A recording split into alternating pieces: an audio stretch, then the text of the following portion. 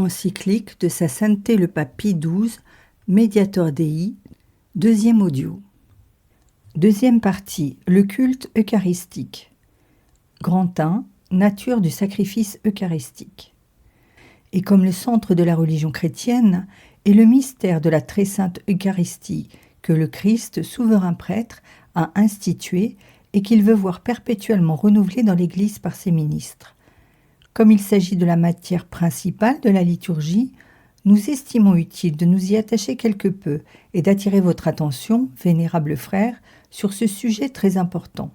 Le Christ, notre Seigneur, prêtre éternel selon l'ordre de Melchisédek, ayant aimé les siens qui étaient dans le monde, durant la dernière scène, la nuit où il fut trahi, voulut, comme l'exige la nature humaine, laisser à l'Église, son épouse bien-aimée, un sacrifice visible pour représenter le sacrifice sanglant qui devait s'accomplir une fois seulement sur la croix, afin donc que son souvenir demeurât jusqu'à la fin des siècles et que la vertu en fût appliquée à la rémission de nos péchés de chaque jour. Il offrit à Dieu son Père, son corps et son sang sous les apparences du pain et du vin, symboles sous lesquels il les fit prendre aux apôtres qu'il constitua alors prêtres du Nouveau Testament, et il ordonna à eux et à leurs successeurs de l'offrir. Le saint sacrifice de l'autel n'est donc pas une pure et simple commémoration des souffrances et de la mort de Jésus-Christ, mais un vrai sacrifice au sens propre, dans lequel, par une immolation non sanglante, le souverain prêtre fait ce qu'il a fait sur la croix, en s'offrant lui-même au Père éternel comme une hostie très agréable. La victime est la même, celui qui maintenant offre par le ministère des prêtres et celui qui s'offrit alors sur la croix. Seule la manière d'offrir diffère. C'est donc le même prêtre, Jésus-Christ, mais dont la personne sacrée est représentée par son ministre. Celui-ci, en effet, par la consécration sacerdotale qu'il a reçue, est assimilé au souverain prêtre et jouit du pouvoir d'agir avec la puissance et au nom du Christ lui-même. C'est pourquoi, par son action sacerdotale, d'une certaine manière, il prête sa langue au Christ, il lui offre sa main. La victime est également la même, à savoir le divin Rédempteur, selon sa nature humaine et dans la vérité de son corps et de son sang. La manière dont le Christ est offert est cependant différente. Sur la croix, en effet, il offrit à Dieu tout lui-même et ses douleurs, et l'immolation de la victime fut réalisée par une mort sanglante subie librement. Sur l'autel, au contraire, à cause de l'état glorieux de sa nature humaine, la mort n'a plus d'empire sur lui, et par conséquent, l'effusion du sang n'est plus possible. Mais la divine sagesse a trouvé un moyen admirable de rendre manifeste le sacrifice de notre Rédempteur par des signes extérieurs, symboles de mort. En effet, par le moyen de la transsubstantiation du pain au corps et du vin au sang du Christ, son corps se trouve réellement présent, de même que son sang, et les espèces eucharistiques sous lesquelles il se trouve symbolisent la séparation violente du corps et du sang.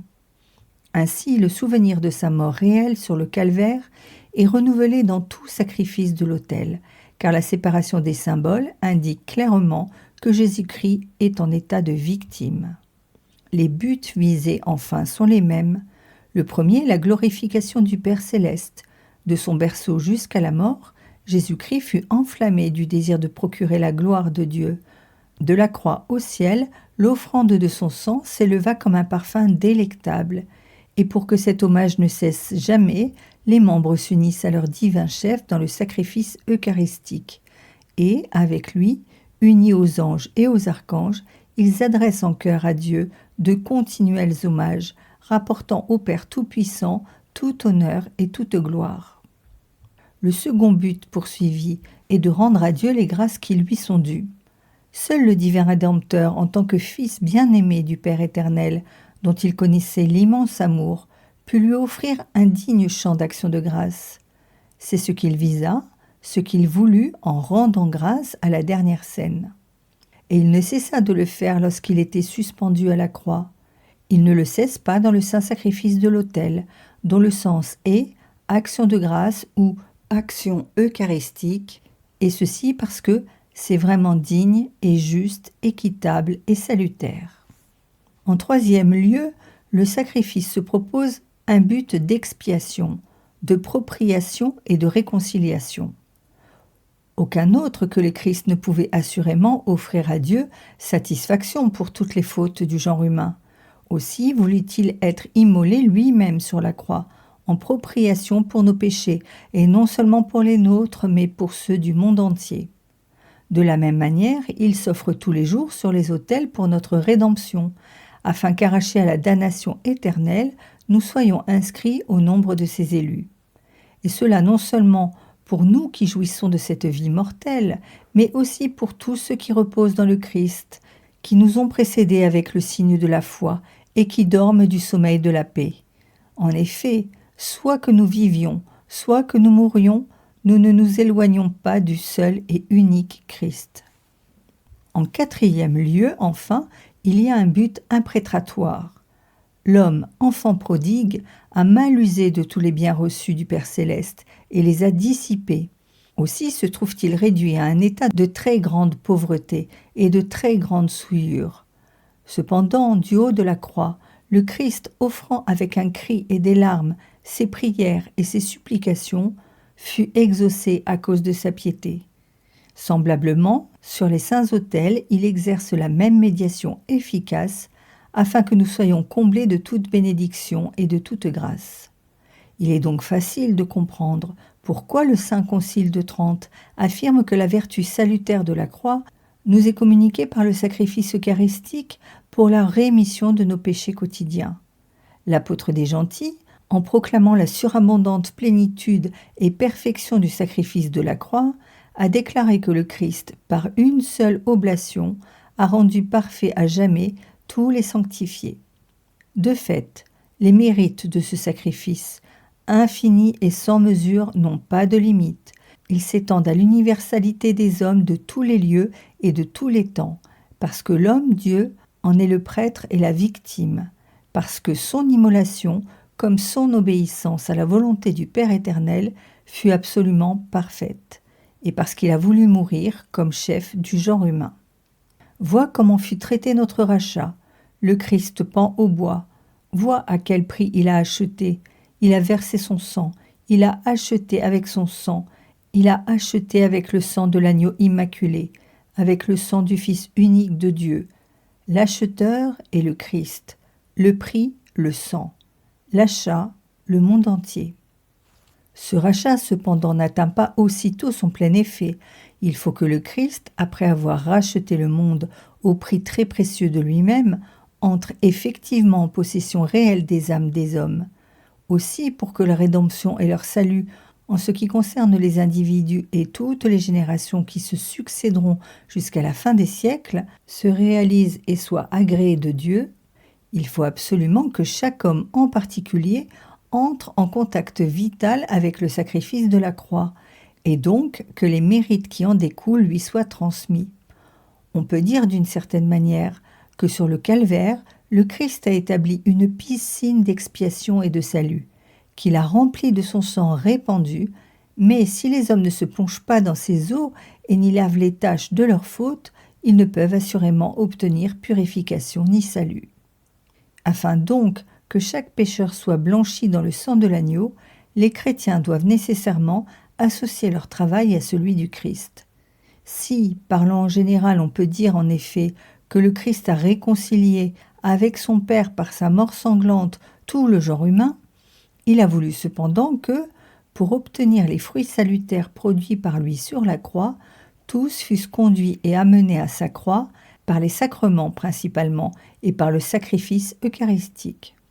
Dans cette participation actuelle et personnelle, de même que les membres prennent chaque jour une ressemblance plus grande avec leur divin chef, de même la vie salutaire découlant du chef est communiquée aux membres, si bien que nous pouvons répéter les paroles de saint Paul « Je suis attaché à la croix avec le Christ, et ce n'est plus moi qui vis, mais c'est le Christ qui vit en moi. » Comme nous l'avons déjà dit en une autre occasion, d'une façon expresse et concise, Jésus-Christ, en mourant sur la croix, donna à son Église, sans aucune coopération de la part de celle-ci, l'immense trésor de la rédemption.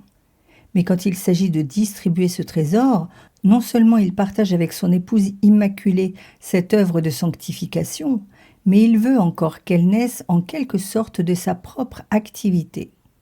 Or, le saint sacrifice de l'autel est comme l'instrument par excellence, par lequel les mérites venant de la croix du divin Rédempteur sont distribués. Toutes les fois que le souvenir de ce sacrifice est célébré, l'œuvre de notre rédemption s'accomplit. Celui-ci, cependant, bien loin de diminuer la dignité du sacrifice sanglant, en fait plutôt connaître davantage et en rend plus évidente la grandeur et la nécessité, comme l'affirme le Concile de Trente. Renouvelé tous les jours, il nous rappelle qu'il n'y a pas de salut hors de la croix de notre Seigneur Jésus-Christ, et que Dieu lui-même tient à la continuation de ce sacrifice, de l'aurore au coucher du soleil, pour que jamais ne cesse l'hymne de gloire et d'action de grâce dû par les hommes à leur Créateur, car ils ont perpétuellement besoin de son secours, besoin aussi du sang du Rédempteur pour effacer des péchés qui provoquent sa justice. Grand 2. Participation des fidèles au sacrifice eucharistique. Il est donc nécessaire, vénérables frères, que tous les chrétiens considèrent comme un devoir principal et un honneur suprême de participer au sacrifice eucharistique, et cela non d'une manière passive et négligente et en pensant à autre chose, mais avec une attention et une ferveur qui les unissent étroitement au souverain prêtre, selon la parole de l'apôtre « Ayez en vous les sentiments qui étaient dans le Christ Jésus, offrant avec lui et par lui, se sanctifiant en lui. » Assurément, le Christ est prêtre, mais il est prêtre pour nous, non pour lui, car il présente au Père éternel des prières et des sentiments religieux au nom du genre humain tout entier. De même, il est victime, mais pour nous, puisqu'il se met lui-même à la place de l'homme coupable. Le mot de l'apôtre « Ayez en vous les sentiments qui étaient dans le Christ Jésus » demande donc de tous les chrétiens qu'ils reproduisent, autant qu'il est humainement possible, les sentiments dont était animé le divin Rédempteur lorsqu'il offrait le sacrifice de lui-même, c'est-à-dire qu'ils reproduisent son humble soumission d'esprit, qu'ils adorent, honorent, louent et remercient la souveraine majesté de Dieu. Ils demandent encore de même qu'ils prennent en quelque sorte la condition de victime, qu'ils se soumettent complètement aux préceptes de l'Évangile, qu'ils s'adonnent spontanément et volontiers à la pénitence et que chacun déteste et expie ses fautes. Ils demandent enfin que tous, avec le Christ, nous mourions mystiquement sur la croix, de manière à pouvoir faire nôtre la pensée de saint Paul « Je suis crucifié avec le Christ ». Du fait cependant que les chrétiens participent au sacrifice eucharistique, il ne s'ensuit pas qu'ils jouissent également du pouvoir sacerdotal. Il est absolument nécessaire que vous exposiez cela clairement aux yeux de vos fidèles. Il y a en effet, vénérables frères, des gens qui, se rapprochant d'erreurs jadis condamnées, enseignent aujourd'hui que dans le Nouveau Testament, le mot « sacerdoce » désigne uniquement les prérogatives de quiconque a été purifié dans le bain sacré du baptême. De même, disent-ils, le précepte de faire ce qu'il avait fait, donné par Jésus-Christ à ses apôtres durant la dernière scène, vise directement toute l'Église des chrétiens, et c'est par conséquent plus tard seulement qu'on en est arrivé au sacerdoce hiérarchique. C'est pourquoi ils prétendent que le peuple jouit d'un véritable pouvoir sacerdotal et que le prêtre agit seulement comme un fonctionnaire délégué par la communauté. À cause de cela, ils estiment que le sacrifice eucharistique est au sens propre une concélébration et que les prêtres devraient concélébrer avec le peuple présent, plutôt que d'offrir le sacrifice en particulier en l'absence du peuple. Combien des erreurs captieuses de ce genre contredisent aux vérités que nous avons affirmées plus haut, en traitant de la place que tient le prêtre dans le corps mystique du Christ, il est superflu de l'expliquer. Nous estimons cependant devoir rappeler que le prêtre remplace le peuple uniquement parce qu'il représente la personne de notre Seigneur Jésus-Christ en tant que chef de tous les membres, s'offrant lui-même pour eux. Quand il s'approche de l'autel, c'est donc en tant que ministre du Christ, inférieur au Christ, mais supérieur au peuple. Le peuple, au contraire, ne jouant nullement le rôle du divin Rédempteur et n'étant pas conciliateur entre lui-même et Dieu, ne peut en aucune manière jouir du droit sacerdotal. Ces vérités sont de foi certaines. Les fidèles cependant offrent eux aussi la divine victime, mais d'une manière différente. Ceci a déjà été très clairement affirmé par certains de nos prédécesseurs et par les docteurs de l'Église. Non seulement, ainsi parle Innocent III d'immortelle mémoire, les prêtres offrent, mais aussi tous les fidèles, car ce qui s'accomplit d'une manière spéciale par le ministère des prêtres se fait d'une manière universelle par le vœu des fidèles. Et nous aimons à citer en cette matière au moins une affirmation de saint Robert Bellarmin, prise entre beaucoup d'autres. Le sacrifice, dit-il, est offert principalement dans la personne du Christ. C'est pourquoi l'offrande qui suit la consécration atteste en quelque sorte que toute l'Église consent à l'oblation faite par le Christ et offre avec lui. Les rites et les prières du sacrifice eucharistique n'expriment et ne manifestent pas moins clairement que l'oblation de la victime est faite par les prêtres en même temps que par le peuple. Non seulement, en effet, après l'offrande du pain et du vin, le ministre du sacrifice, tourné vers le peuple, dit expressément « Priez, mes frères, pour que mon sacrifice, qui est aussi le vôtre, trouve accès près de Dieu, le Père Tout-Puissant. » Mais en outre, les prières par lesquelles la divine hostie est offerte à Dieu sont formulées la plupart du temps au pluriel, et il est plus d'une fois indiqué que le peuple lui aussi prend part à cet auguste sacrifice en tant qu'il l'offre. On y trouve ceci, par exemple, « Pour lesquels nous t'offrons, ou qui t'offre. Nous vous prions donc, Seigneur, d'accueillir d'un cœur apaisé cette offrande de vos serviteurs et de toute votre famille. Nous, vos serviteurs, ainsi que votre peuple saint, nous offrons à votre glorieuse majesté ce que vous-même nous avez donné et nous donné, l'hostie pure, l'hostie sainte, l'hostie immaculée. » Et il n'est pas étonnant que les chrétiens soient élevés à cette dignité. Par le bain du baptême, en effet, les chrétiens deviennent à titre commun membres dans le corps du Christ prêtre, et par le caractère qui est en quelque sorte gravé en leur âme, ils sont délégués au culte divin. Ils ont donc part, selon leurs conditions, au sacerdoce du Christ lui-même. De tout temps, dans l'Église catholique, la raison humaine, éclairée par la foi, s'efforce d'atteindre à une connaissance aussi grande que possible des choses divines. C'est pourquoi il convient que le peuple chrétien cherche avec amour en quel sens il est dit dans le canon du sacrifice eucharistique qu'il offre lui aussi. Afin donc de satisfaire à ce pieux désir, nous aimons à traiter ici le sujet brièvement. Il y a d'abord des raisons plus éloignées. Souvent, par exemple, les chrétiens assistant aux cérémonies répondent aux prières du prêtre. De même, parfois, ce qui arrivait jadis plus souvent, ils offrent au ministre de l'autel le pain et le vin pour qu'ils deviennent le corps et le sang du Christ. L'aumône, enfin, qu'ils donnent aux prêtres, a pour but de faire offrir la divine victime pour eux-mêmes. Mais il y a aussi une raison profonde pour laquelle on dit que tous les chrétiens, surtout ceux qui y assistent, offrent le sacrifice. Pour ne pas faire naître en cette matière très importante d'erreurs pernicieuses, il faut préciser avec exactitude le sens du mot « offrir ». L'immolation non sanglante par le moyen de laquelle, après les paroles de la consécration, le Christ est rendu présent sur l'autel en état de victime, est accomplie par le seul prêtre en tant qu'il représente la personne du Christ, non en tant qu'il représente la personne des fidèles. Mais par le fait que le prêtre pose la divine victime sur l'autel, il la présente à Dieu le Père en tant qu'offrande pour la gloire de la très sainte Trinité et le bien de toute l'Église. Or, cette oblation au sens restreint, les chrétiens y prennent part à leur manière et d'une double façon, non seulement parce qu'ils offrent le sacrifice par les mains du prêtre, mais aussi parce qu'ils l'offrent avec lui en quelque sorte, et cette participation fait que l'offrande du peuple se rattache au culte liturgique lui-même.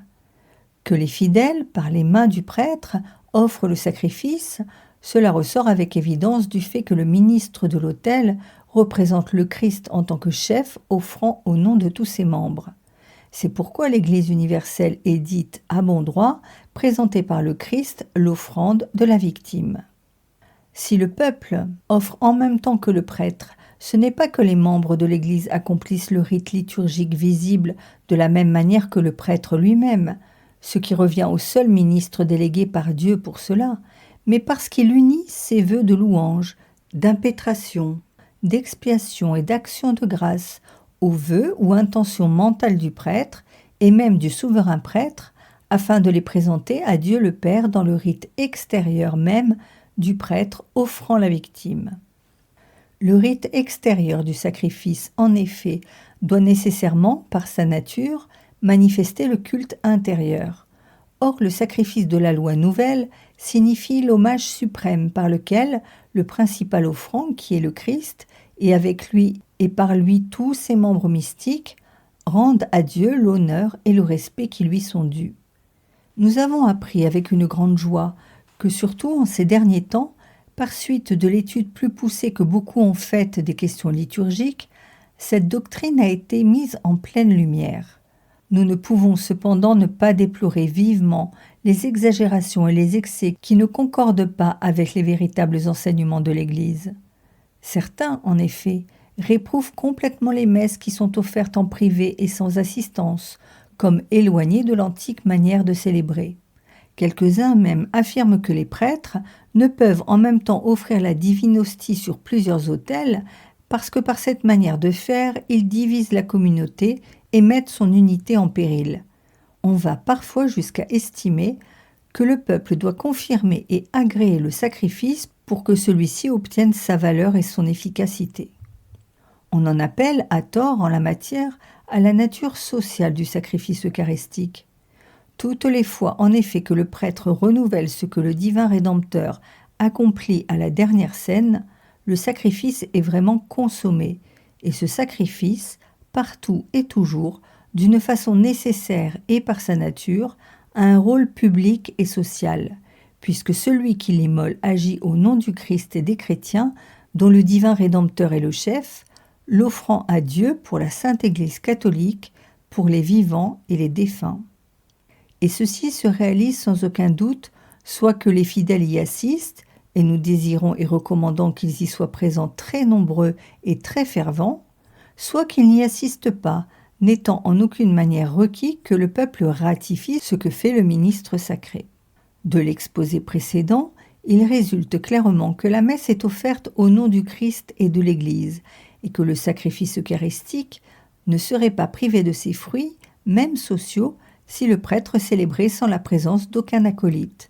Néanmoins, à cause de la dignité d'un si grand mystère, nous voulons et exigeons que, conformément aux ordonnances constantes de notre mère l'Église, aucun prêtre ne monte à l'autel s'il n'a un ministre pour le servir et lui répondre, selon la prescription du canon 813. Pour que l'oblation par laquelle dans ce sacrifice ils offrent au Père céleste la divine victime obtienne son plein effet, il faut encore que les chrétiens ajoutent quelque chose. Ils doivent s'immoler eux-mêmes en victimes. Cette immolation ne se réduit pas seulement au sacrifice liturgique, parce que nous sommes édifiés sur le Christ comme des pierres vivantes. Le prince des apôtres veut en effet que nous puissions, comme sacerdoce saint, offrir des victimes spirituelles agréables à Dieu par Jésus-Christ.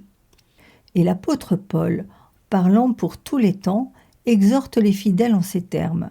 « Je vous conjure donc, mes frères, d'offrir vos corps en hostie vivante, sainte, agréable à Dieu. C'est là le culte spirituel que vous lui devez. » Mais lorsque les fidèles participent à l'action liturgique avec tant de piété et d'attention qu'on peut dire d'eux, dont la foi et la dévotion te sont connues, alors il est impossible que leur foi à chacun n'agisse avec plus d'ardeur par la charité, que leur piété ne se fortifie et ne s'enflamme, qu'ils ne se consacrent tous et chacun à procurer la gloire de Dieu, et dans leur ardent désir de se rendre étroitement semblable à Jésus-Christ qui a souffert de très cruelles douleurs, il est impossible qu'ils ne s'offrent avec et par le souverain prêtre comme une hostie spirituelle.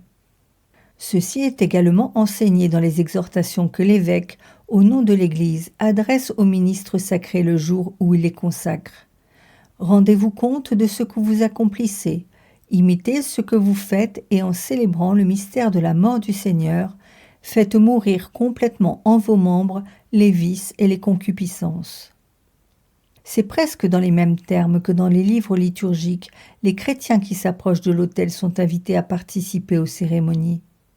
que sur cet autel soit honorée l'innocence, immolé l'orgueil, étouffée la colère, que la luxure et tout dérèglement soient frappés à mort, qu'en guise de tourterelle soit offert le sacrifice de la chasteté et au lieu des petits de colombe, le sacrifice de l'innocence. Lorsque nous sommes à l'autel, nous devons donc transformer notre âme.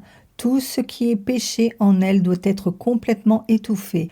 Tout ce qui, par le Christ, engendre la vie surnaturelle doit être vigoureusement restauré et fortifié, si bien que nous devenions, avec l'hostie immaculée, une seule victime agréable au Père éternel. La Sainte Église s'efforce, par les préceptes de la Sainte Liturgie, d'obtenir la réalisation de cette sainte intention de la manière la plus adaptée.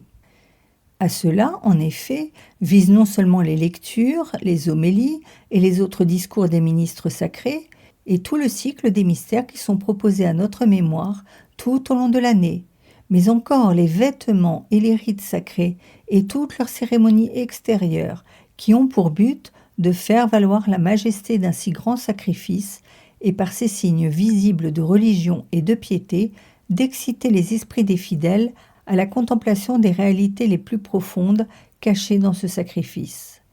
Tous les éléments de la liturgie incitent donc notre âme à reproduire en elle, par le mystère de la croix, l'image de notre divin Rédempteur, selon ce mot de l'apôtre : « Je suis attaché à la croix avec le Christ, je vis, mais ce n'est plus moi qui vis, c'est le Christ qui vit en moi. » Par là, nous devenons hostie avec le Christ pour la plus grande gloire du Père. C'est donc vers cet idéal que les chrétiens doivent orienter et élever leur âme quand ils offrent la divine victime dans le sacrifice eucharistique. Si, en effet, comme l'écrit saint Augustin, sur la table du Seigneur lui-même repose notre mystère, c'est-à-dire le Christ Seigneur lui-même, en tant qu'il est chef et symbole de cette union par laquelle nous sommes le corps du Christ et les membres de son corps. Si saint Robert Bellarmin enseigne, selon l'esprit du docteur d'Hippone, que dans le sacrifice de l'autel est exprimé le sacrifice général par lequel tout le corps mystique du Christ, c'est-à-dire toute la cité rachetée, s'offre à Dieu par le Christ grand prêtre, on ne peut rien imaginer de plus convenable et de plus juste que de nous immoler tous au Père éternel avec notre chef qui a souffert pour nous. Dans le sacrement de l'autel, en effet, selon le même Augustin, il est démontré à l'Église que dans le sacrifice qu'elle offre, elle est offerte elle aussi. Que les fidèles considèrent donc à quelle dignité le bain sacré du baptême les a élevés, et qu'ils ne se contentent pas de participer au sacrifice eucharistique avec l'intention générale qui convient aux membres du Christ et aux fils de l'Église, mais que, selon l'esprit de la Sainte Liturgie, librement et intimement unis au souverain prêtre et à son ministre sur la terre, ils s'unissent à lui d'une manière particulière au moment de la consécration de la divine hostie, et qu'ils l'offrent avec lui quand sont prononcées les solennelles paroles. Par lui, avec lui, en lui, et à toi, Dieu, Père Tout-Puissant, dans l'unité du Saint-Esprit, tout honneur et toute gloire dans les siècles des siècles. Paroles auxquelles le peuple répond « Amen ». Et que les chrétiens n'oublient pas, avec le divin chef crucifié, de s'offrir eux-mêmes et leurs préoccupations, leurs douleurs, leurs angoisses, leurs misères et leurs besoins. Ceux-là, par conséquent, sont dignes de louanges, qui, en vue de rendre plus facile et plus fructueuse pour le peuple chrétien la participation au sacrifice eucharistique, s'efforcent opportunément de mettre entre les mains du peuple le missel romain, de manière que les fidèles, unis au prêtre, prient avec lui à l'aide des mêmes paroles et avec les sentiments mêmes de l'Église. Cela mérite des louanges qui s'efforcent de faire de la liturgie une action sainte, même extérieurement, à laquelle prennent réellement part tous les assistants, ce qui peut se réaliser de diverses manières. Quand, par exemple, tout le peuple, selon les règles rituelles, ou bien répond d'une façon bien réglée aux paroles du prêtre, ou se livre à des chants en rapport avec les différentes parties du sacrifice, ou bien fait l'un et l'autre, ou enfin, lorsque dans les messes solennelles, il répond aux prières des ministres de Jésus-Christ et s'associe aux chants liturgiques. Ces manières de participer au sacrifice sont à louer et à recommander quand elles obéissent soigneusement aux préceptes de l'Église et aux règles des rites sacrés. Elles ont pour but principal d'alimenter et de favoriser la piété des chrétiens et leur union intime avec le Christ et avec son ministre visible, et de stimuler les sentiments et les dispositions intérieures selon lesquelles notre âme doit se conformer au souverain prêtre du Nouveau Testament. Elle démontre d'une manière extérieure que sa nature, le sacrifice, étant accompli par le médiateur de Dieu et des hommes, doit être considérée comme l'œuvre de tout le corps mystique du Christ. Elles ne sont néanmoins nullement nécessaires pour en constituer le caractère public et commun. En outre, la messe dialoguée ne peut prendre la place de la messe solennelle, qui, même si elle est célébrée en la présence des seuls ministres, jouit d'une dignité particulière à cause de la majesté des rites et de l'éclat des cérémonies. Celles-ci, toutefois, prennent beaucoup plus de grandeur et de solennité si, comme l'Église le désire, un peuple nombreux et pieux y assiste.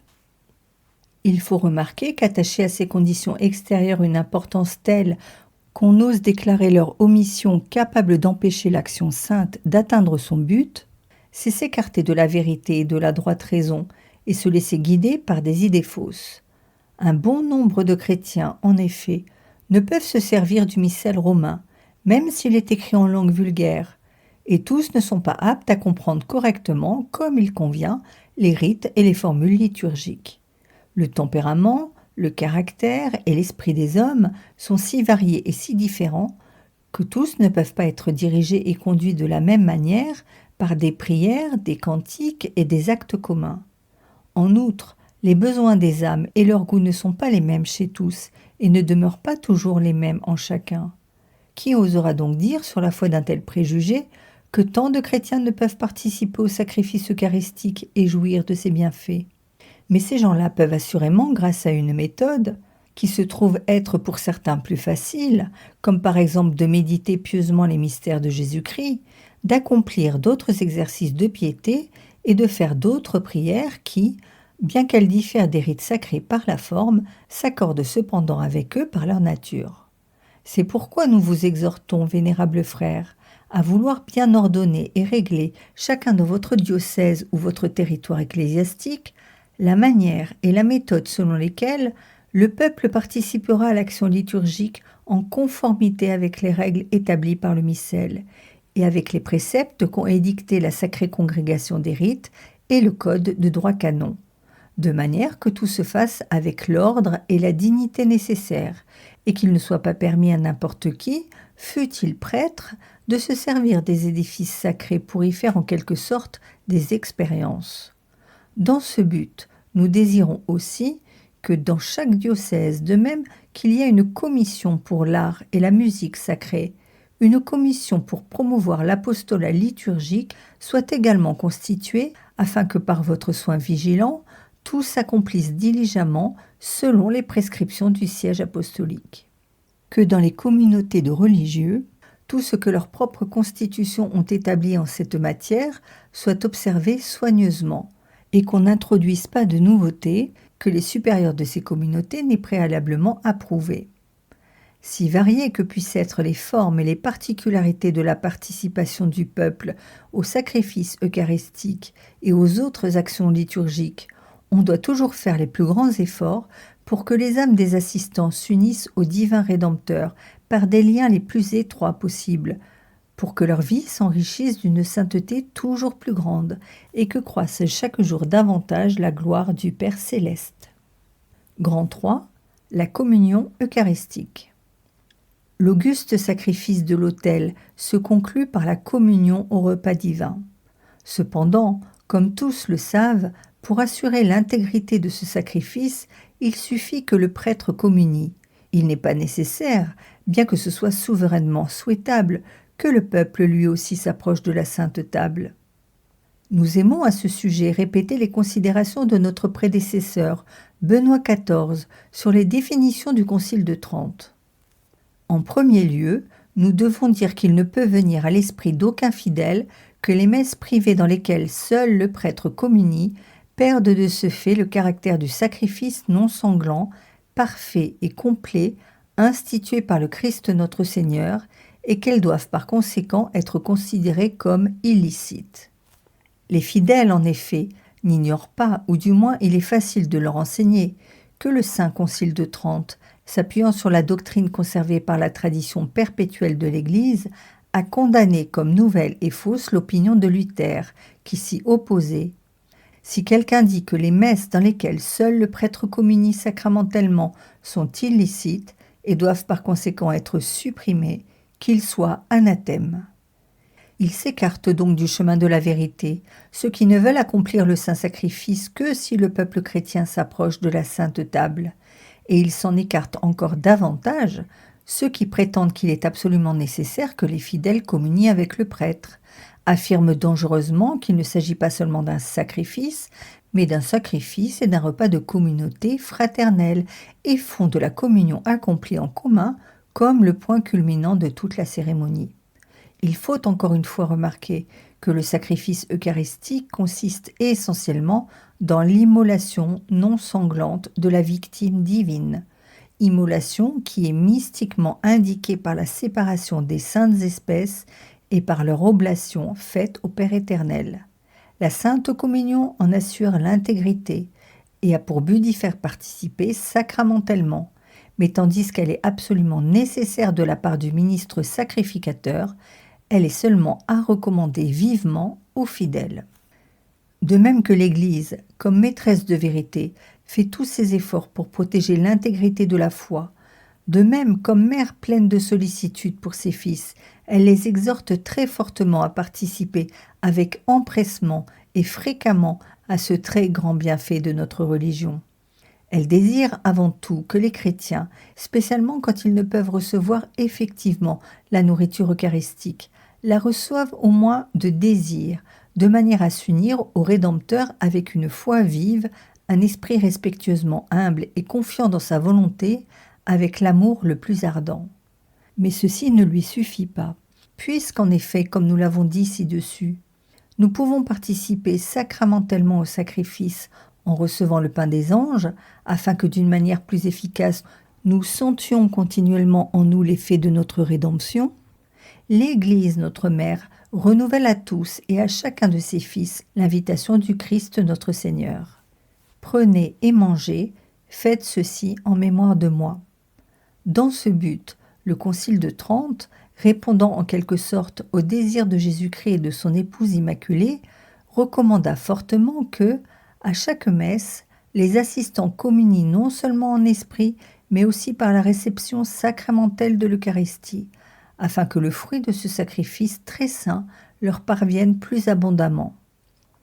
Bien plus, notre prédécesseur d'immortelle mémoire, Benoît XIV, afin de faire mieux connaître et plus clairement que par la réception de la divine Eucharistie, les fidèles participent au sacrifice lui-même, loue la piété de ceux qui, non seulement désirent se nourrir du pain céleste quand ils assistent au sacrifice, mais encore souhaitent recevoir des hosties consacrées à ce sacrifice même.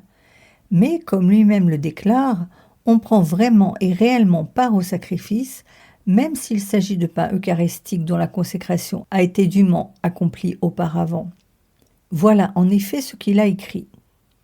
Outre ceux à qui le célébrant donne une part de la victime offerte par lui dans la messe même, ceux-là aussi participent au même sacrifice à qui le prêtre donne la sainte réserve.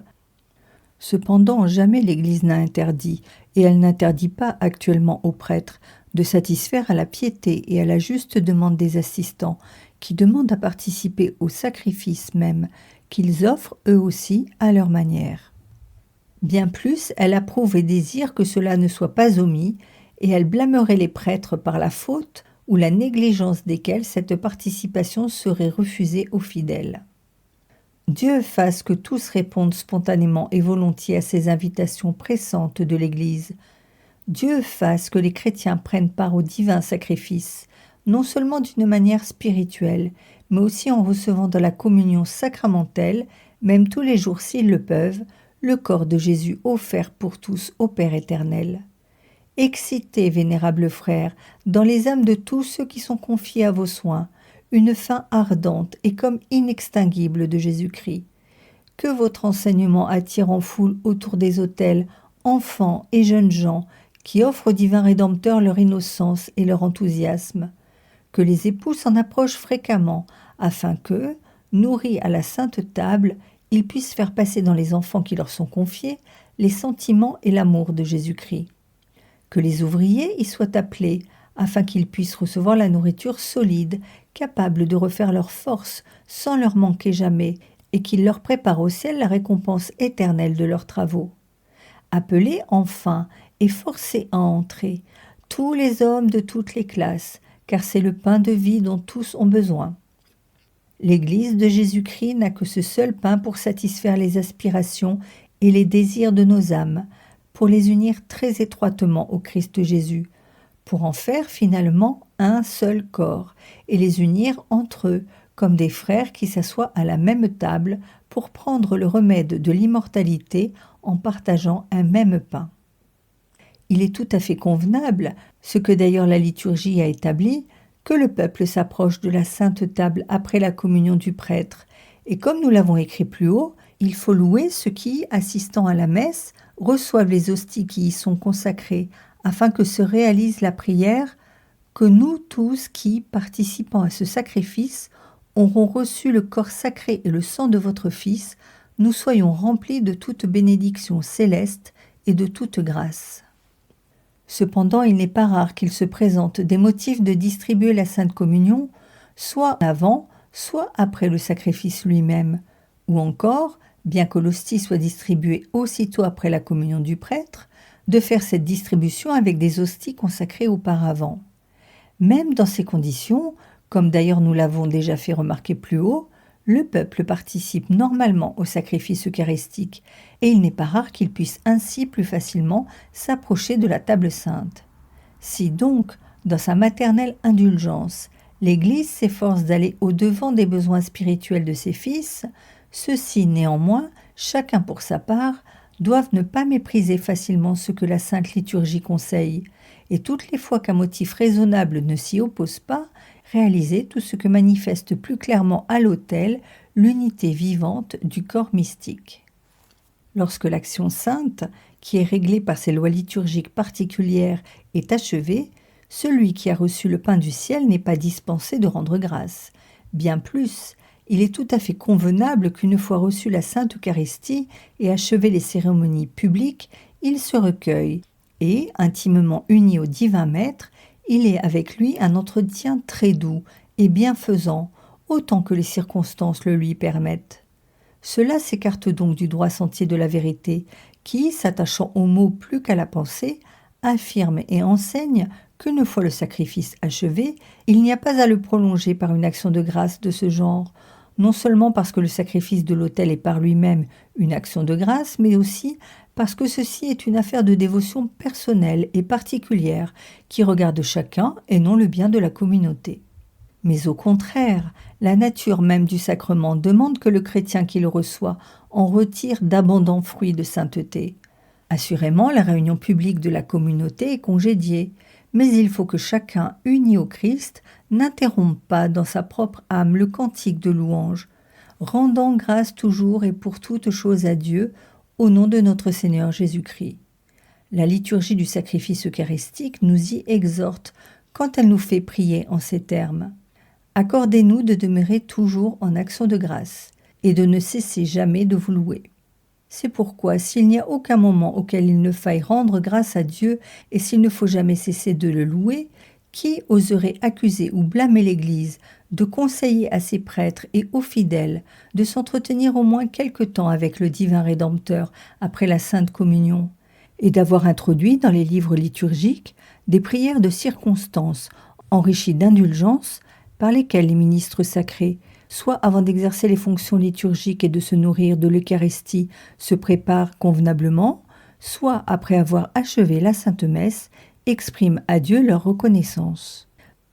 La Sainte Liturgie, loin d'étouffer les sentiments intimes de chaque chrétien, les ranime et les stimule plutôt, pour qu'ils prennent la ressemblance du Christ et soient par lui orientés vers le Père céleste. C'est pourquoi elle enseigne et invite à rendre à Dieu les actions de grâce que lui doit quiconque a reçu sa nourriture à la sainte table. Le divin Rédempteur, en effet, aime à entendre nos prières, à nous parler à cœur ouvert et à nous offrir un refuge dans son cœur brûlant. Bien plus, de tels actes, particuliers à chacun, sont absolument nécessaires pour que tous nous jouissions plus abondamment des trésors d'en haut, dont l'Eucharistie déborde, et pour que, selon nos forces, nous les fassions se répandre sur les autres, afin que notre Seigneur atteigne en toutes les âmes la plénitude de sa vertu. Pourquoi donc, vénérables frères, ne louerions-nous pas ceux qui, après avoir reçu la nourriture eucharistique, même après que l'assemblée des fidèles a été officiellement congédiée, s'attardent dans une familiarité intime avec le divin Rédempteur, non seulement pour s'entretenir avec lui de la manière la plus suave, mais encore pour le remercier et lui rendre les louanges qui lui sont dues, et surtout pour lui demander son aide, pour écarter chacun de son âme tout ce qui diminue l'efficacité du sacrement, et pour réaliser toute leur part de ce qui peut favoriser l'action toute puissante de Jésus-Christ. Nous les exhortons à le faire d'une manière particulière, en mettant à exécution les résolutions qu'ils auront prises, en exerçant les vertus chrétiennes, en adaptant à leurs propres besoins les dons reçus de sa libéralité royale. Certes, l'auteur du livre d'or de l'imitation du Christ parle en inspiré et selon les préceptes de la liturgie quand il donne ce conseil. « Demeure dans le secret et jouis de ton Dieu, car tu possèdes celui que le monde entier ne peut enlever. » Nous tous, étroitement unis au Christ, efforçons-nous donc de nous plonger en quelque sorte dans son très saint amour, et attachons-nous à lui afin de prendre part aux actes par lesquels lui-même adore l'auguste Trinité, dans un hommage qui lui est extrêmement agréable, par lesquels il rend au Père éternel des actions de grâce et des louanges souveraines qui retentissent d'un commun accord au ciel et sur la terre, selon la parole « Toutes les œuvres du Seigneur, bénissez le Seigneur », par lesquels enfin, unis ensemble, nous implorons le secours de Dieu au moment le plus opportun qui nous soit donné, pour demander et obtenir de l'aide au nom du Christ, et par lesquels surtout nous nous offrons et nous immolons en hostie en disant « Faites que nous devenions pour vous un don éternel ». Le divin Rédempteur répète incessamment son invitation pressante « Demeurez en moi ». Or, par le sacrement de l'Eucharistie, le Christ demeure en nous et nous en lui. Et de même que le Christ demeurant en nous vit et agit, de même il faut que nous, demeurant dans le Christ, nous vivions et agissions par lui. Grand 4. Adoration de l'Eucharistie. La nourriture eucharistique contient, comme chacun sait, vraiment, réellement et substantiellement le corps, le sang, l'âme et la divinité de notre Seigneur Jésus-Christ. Il n'y a donc rien d'étonnant si l'Église, depuis ses origines, a adoré le corps du Christ sous l'espèce du pain, comme il est évident par les rites même du Saint-Sacrifice qui ordonne aux ministres sacrés d'adorer le Saint-Sacrement par une génuflexion ou une inclination profonde. Les saints conciles enseignent comme une tradition de l'Église remontant au début de son existence qu'il faut honorer d'une seule adoration le Verbe de Dieu incarné et sa propre chair. Et, saint Augustin affirme, que personne ne mange cette chair avant de l'avoir adorée, ajoutant que non seulement nous ne péchons pas en l'adorant, mais que nous péchons en ne l'adorant pas. Le culte d'adoration de l'Eucharistie, distinct du saint sacrifice, est né de ses principes doctrinaux et a grandi petit à petit. La conservation des saintes espèces pour les malades et pour tous ceux qui se trouvaient en danger de mort a amené la louable coutume d'adorer le pain du ciel conservé dans les églises. Ce culte d'adoration repose sur une raison solide et ferme. L'Eucharistie, en effet, est à la fois sacrifice et sacrement. Ce sacrement diffère des autres en ce que non seulement il engendre la grâce, mais il contient encore d'une manière permanente l'auteur même de la grâce. Quand donc l'Église nous ordonne d'adorer le Christ caché sous les voiles eucharistiques et de lui demander des biens surnaturels et terrestres dont nous avons continuellement besoin, Elle manifeste la foi vive avec laquelle elle croit son divin époux présent sous ses voiles, elle lui manifeste sa reconnaissance et jouit de son intime familiarité. Au cours des temps, l'Église a introduit diverses formes de ce culte, chaque jour assurément plus belles et plus salutaires, comme par exemple les visites quotidiennes de dévotion au Saint-Sacrement, la bénédiction du Saint-Sacrement, les processions solennelles dans les villes et les villages, spécialement durant les congrès eucharistiques, et les adorations publiques du Saint-Sacrement. Ces adorations publiques du Saint-Sacrement sont parfois brèves, parfois aussi elles se prolongent jusque durant 40 heures. En certaines régions, elles continuent toute l'année dans diverses églises à tour de rôle, ou bien même elles sont assurées jour et nuit par des congrégations religieuses, et il n'est pas rare que les laïcs y participent. Ces exercices de piété ont contribué d'une manière étonnante à la foi et à la vie surnaturelle de l'Église militante.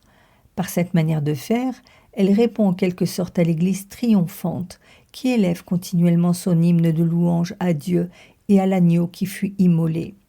C'est pourquoi non seulement l'Église a approuvé ces exercices de piété propagés par toute la terre dans le cours des siècles, mais elle les a fait siens en quelque sorte et les a confirmés de son autorité. Ils sortent de l'inspiration de la Sainte Liturgie. Aussi, exécutés avec la dignité, la foi et la piété convenable requises par les prescriptions rituelles de l'Église, contribuent-ils sans aucun doute d'une manière très importante à vivre la vie liturgique. Et il ne faut pas dire que dans un semblable culte eucharistique, le Christ historique, comme on l'appelle, celui qui a vécu un jour sur la terre, le Christ présent dans le Saint-Sacrement, et celui qui triomphe glorieusement dans les cieux et accorde les dons d'en haut, sont faussement confondus. Bien au contraire, il faut plutôt affirmer que, de cette manière, les fidèles attestent et manifestent solennellement la foi de l'Église, pour qui ne font qu'un, le Verbe de Dieu est le Fils de la Vierge Marie, qui a souffert sur la croix, qui est invisiblement présent de l'Eucharistie et qui règne dans les cieux. Ainsi parle saint Jean Chrysostome. Lorsqu'il, le corps du Christ, t'est présenté, dis-toi, à cause de ce corps je ne suis plus terre et cendre, je ne suis plus prisonnier mais libre. Aussi j'espère recevoir le ciel et les biens qui m'y attendent, la vie éternelle, le sort des anges, la vie avec le Christ. Ce corps percé de clous, frappé de fouet, la mort ne l'a pas détruit. Voici le corps qui a été ensanglanté, ouvert par la lance, qui a fait jaillir pour la terre des sources de salut, l'une de sang, l'autre d'eau. Il nous a donné ce corps à tenir et à manger, ce qui prouve un ardent amour. Il faut en particulier louer en tout point la coutume répandue dans le peuple chrétien de terminer par la bénédiction du Saint-Sacrement de nombreux exercices de piété. Rien de meilleur et de plus fructueux que le geste par lequel le prêtre, levant au ciel le pain des anges à la vue de la foule chrétienne prosternée et dessinant avec lui le signe de la croix, demande au Père Céleste de bien vouloir jeter avec bienveillance les yeux sur son Fils crucifié par amour pour nous, et à cause de lui, qui voulut être notre Rédempteur et notre Frère, et par médiation, de répandre ses dons célestes sur les hommes rachetés par le sang de l'agneau immaculé. Faites en sorte, vénérables frères, avec le grand zèle qui vous est coutumier, que les temples édifiés par la foi et la piété des générations chrétiennes au cours des siècles, comme un hymne éternel de gloire au Dieu Tout-Puissant et comme une digne demeure de notre Seigneur, cachée sous les espèces eucharistiques, s'ouvrent largement à des foules de plus en plus nombreuses, pour que celles-ci, recueillies aux pieds de notre Sauveur, écoutent sa très douce invitation. Venez à moi, vous tous qui peinez et qui êtes accablés, et je referai vos forces. Que les églises soient en vérité la maison de Dieu dans laquelle quiconque entre pour demander des faveurs se réjouisse d'avoir tout obtenu et reçoive la consolation céleste. Ainsi seulement pourra-t-il arriver que toute la famille des hommes, les choses étant enfin rentrées dans l'ordre, trouve la paix et chante d'un cœur et d'un esprit unanime ce cantique d'espérance et de charité. Bon pasteur, pain véritable, Jésus, aie pitié de nous, nourris-nous, protège-nous, Fais-nous voir les vrais biens dans la terre des vivants.